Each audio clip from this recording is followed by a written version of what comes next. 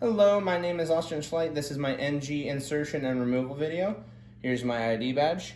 When I first walk into the patient's room, I would introduce myself as their nurse, identify the patient, make sure they know what I'm here for and what I'm doing and how long it'll take, identify them with 2 identifiers, name and birthday, close any blinds for privacy. I would then I would make sure I have all my stuff, which I do here. I would perform hand hygiene, ask the patient if they are in any pain, have any allergies, if they've had a broken nose or any kind of deviated septum or nose surgery. And then I would move on to the actual procedure. And then before I start, I would look at their nose to make sure the nares are patent, which they are.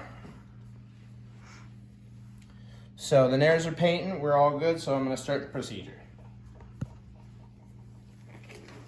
So I already performed hand hygiene, so I would then put on my gloves.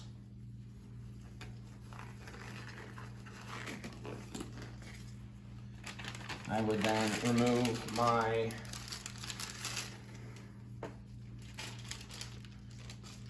tube from the packaging. It's all set up. So now I'm going to measure my tubing. So to measure the tubing, you would take the tubing from the patient's nose, tip of their nose. So tip of their nose over to the top of the ear. So top of the ear, and then down to the xiphoid process. So about right there. About 64 centimeters, so I would then mark that off. So I know when I'm doing it, I would mark it off. Using Sharpie, because I feel like that'd be more comfortable for the patient instead of having tape up their nose. So that's all set up. So then I would set up my tape for the anchor for later. So the top part is uncut, the bottom part's into pants, basically. So then I would still raise the bed, lower any side rails, and make sure the patient is in high Fowler's position. So then I would start my prep work. So I would take this out. This isn't needed at the moment. So take that out, insert my irrigation syringe. It's not gonna stick. I do not have an actual irrigation syringe. This is just what I'm using. Then I would make sure I lube up the lube up the tube so it's more comfortable for the patient. And I would then I would then put a drape and maybe a towel around the patient, like so. So I would then begin, let's not cover that.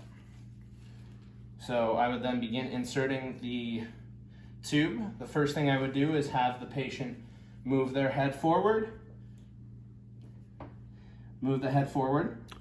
and then I would begin the insertion. So I would put this in, start inserting and hold the back of their head. So insert till they start coughing, and then I would I'm sorry, I made a mistake. For the first part, I would have them tilt their head back instead of tilt their head forward. Then when they start feeling like they're choking, I would then tell them to lean their head forward and then continue the insertion. And while I'm inserting it and their head is tilted forward, I would ask them to drink while I'm putting it in. Put it in, put it in, put it in. Keep inserting until I get to the mark, which was 64. So we'll just say I went to my 64 mark. Then at this point, I would use a tongue depressor. Use a tongue depressor. Under there, push their tongue down to make sure that the tube has not wrapped around their tongue or anything. And then after that, I would check and make sure I'm in the stomach. So I would take my irrigation tube and put it in here. I would then take about 5 mLs of gastric content out. I would then put a drop into my pH paper. pH is 3, which is normal. I would then put the gastric contents back, take this, insert it, and wrap it so the gastric contents cannot come out. So it's in a closed circuit. Then I would take my tape, put this part on top of their on the top of their nose. Take one side. Oops, it's getting stuck on my gloves. Take one side and wrap it. And then take the other side and wrap it again to make sure it's anchored properly. And now it's anchored properly. So that would be the end of the insertion process. I would take off my gloves.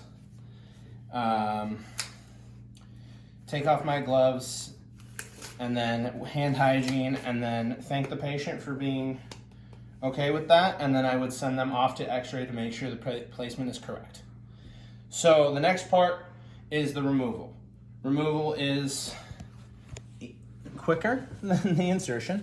So what I would do, again, I would come in, make sure I have the right patient, introduce myself, why I'm there, how long it'll take, what I'm doing. So I'm going to be removing his nasogastric tube. So I've performed hand hygiene. I'm going to put on a new pair of gloves. I have also re-raised the bed. I would have lowered the bed at the end of the insertion process.